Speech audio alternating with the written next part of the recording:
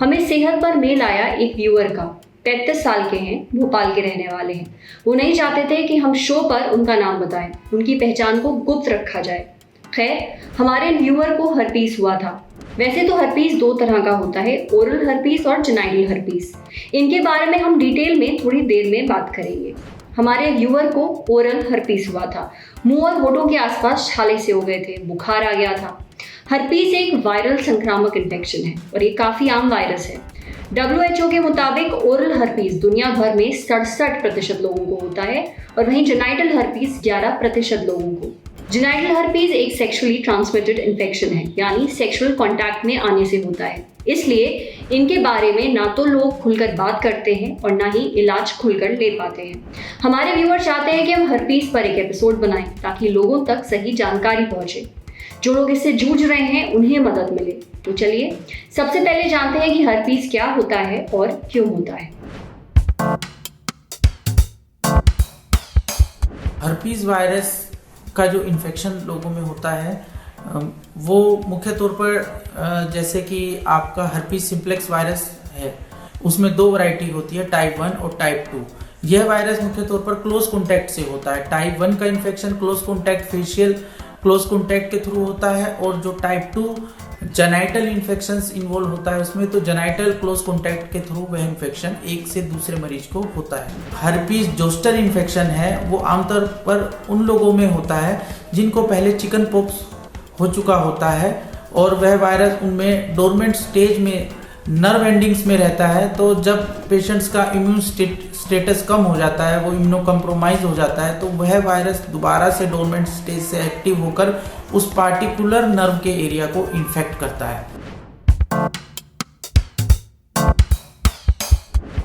Virus के जो infection है जिसमें सबसे मुख्य तौर पर पेशेंट्स को स्किन रैशेस होते हैं। वह स्किन रैशेस में पेशेंट्स को वेसाइकल निकलती है, उसके चारों तरफ रेडनेस बनी रहती है, पेशेंट को बहुत इचिंग होती है। उसके अगर सराउंडिंग एरिया में लिम्फ नोड्स है तो उनमें स्वेलिंग हो सकती है। साथ में ही पेशेंट्स को जो हर्पीस जोस्टर है उसमें पेन काफ़ी सीवियर होता है पेशेंट्स को। और हर्पीस जोस्टर वाला जो रैशेज है उसमें मिड लाइन को वो क्रॉस नहीं करता है। अगर लेफ्ट साइड है तो लेफ्ट साइड ही रहेगा, राइट साइड का राइट साइड ही रहेगा, मिड लाइन को क्रॉस नहीं करता है कभी भी। साथ में जो हर्पीस सिम्प्लेक्स वायरस का जो इन्फेक्शन है उसमें आपको रैशेज मुख्य तौर पर जो होंगे वो आपको लिप्स के अराउंड ज़्यादा कर दिखेगा या फिर जेनाइटल एरिया में दिखेगा और कुछ केसेस में अल्सर भी बन जाते हैं जेनाइटल एरिया में। इसके साथ फीवर आ सकता है, बदन दर्द हो सकता है, वीकनेस आती है पेशेंट को काफ़ी। उसके अलावा अगर हर्पीस सिम्प्लेक्स वायरस का इन्फेक्शन कॉम्प्लिकेटेड हो जाए तो पेशेंट्स को रेस्पिरेटरी इन्फेक्शन हो सकता है, पेशेंट को निमोनिया हो सकता है। साथ में कुछ केसेस में जो कि काफ़ी रेयर है पेशेंट्स को ये देखा गया है कि इंसेफ्लाइटिस भी हो जाता है, वायरल इंसेफ्लाइटिस हर्पीस सिम्प्लेक्स की वजह से, जिससे पेशेंट्स की कंडीशन काफ़ी बिगड़ सकती है। हर्पीस इन्फेक्शन मोस्ट कॉमनली उन लोगों को होता है जिनकी इम्यूनिटी वीक होती है, लेकिन कुछ केसेस में देखा गया है किसी को भी हो सकता है और किसी भी एज में हो सकता है। तो आप पहला ध्यान तो ये रखें अपनी इम्यूनिटी अच्छी रखें, हाइजीन का पूरा ध्यान रखें। जहाँ हाइजीन कम रहता है वहाँ पर भी इन्फेक्शन ज़्यादा देखा गया है। और अगर कोई इन्फेक्टेड पेशेंट्स हैं या कोई जो आदमी अच्छा हाइजीन मेंटेन नहीं कर रहा है उससे क्लोज कॉन्टैक्ट ना बनाए और अपने बच्चों को भी उससे दूर रखें। इसके अलावा जो हर्पीस जोस्टर इन्फेक्शन है वह इन्फेक्शन जो होता है उसके लिए अभी वैक्सीन भी उपलब्ध है। आप वैक्सीन लगवा सकते हैं जिन लोगों को चांसेस है कि इन्फेक्शन हो सकता है, जैसे ओल्ड लोग हैं और बच्चे हैं, उन लोगों में ये इनके लिए वैक्सीन भी उपलब्ध है, वो वैक्सीन लगवा सकते हैं जिससे कि यह इन्फेक्शन या तो बहुत माइल्ड फॉर्म में होगा या तो होगा ही नहीं। अगर आपको लगता है कि आपको हर्पीस इन्फेक्शन हुआ है तो मेरी यह सलाह है कि आप पहले डॉक्टर को जाकर दिखाएं।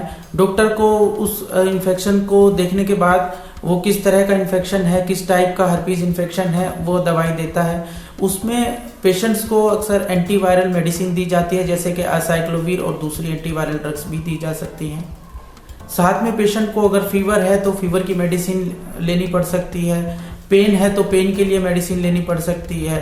और इसमें एंटीवायरल जो मेडिसिन है खाने की भी आती है और उसके अलावा उस ऑइंटमेंट्स भी आते हैं। जब हर्पीस जोस्टर जो इन्फेक्शन होता है जिसमें पेशेंट्स को काफ़ी सीवियर पेन होता है और उसके लिए लगाने के लिए एनेस्थेटिक ऑइंटमेंट्स जैसे लिग्नोकेन ऑइंटमेंट्स भी कई बार ज़रूरत पड़ती है। उसके अलावा उसमें जब देखा गया है कि हर्पीस जोस्टर इन्फेक्शन ठीक हो जाता है पेशेंट्स का और उसके बाद उसको वहाँ पर बहुत सीवियर पेन होने लगता है उस नर्व एरिया में जहाँ पर वो नर्व सप्लाई करती है, बहुत सीवियर न्यूरालजिक पेन होता है। तो उस पेन के लिए भी कई बारी प्रीगाबालिन, गाबापेंटिन तरह की या फिर ट्राइसाइक्लिक एंटी डिप्रेसेंट्स मेडिसिन है, कुछ इस तरह की मेडिसिन दी जाती हैं जो उस तरह के पेन को कंट्रोल करें।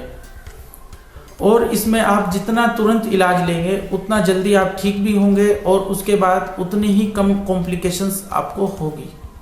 क्योंकि देखा गया है खासकर जो हर्पीस सिंप्लेक्स वायरस है उसमें कई बारी पेशेंट्स को सीवियर इन्फेक्शंस भी हो जाते हैं अगर पेशेंट बहुत इम्यूनो कम्प्रोमाइज्ड है, या कई बारी बच्चों में देखा गया है इंसेफ्लाइटिस पेशेंट्स को हो सकता है और साथ में रेस्पिरेटरी इन्फेक्शंस हो सकता है। उसके लिए भी कई बारी पेशेंट्स को दवाई दी जाती है या हॉस्पिटल में एडमिशन भी कराना पड़ सकता है। डॉक्टर ने हर्पीस के जो लक्षण बताए हैं उन पर ज़रूर नज़र रखिएगा ताकि समय पर इलाज शुरू हो सके।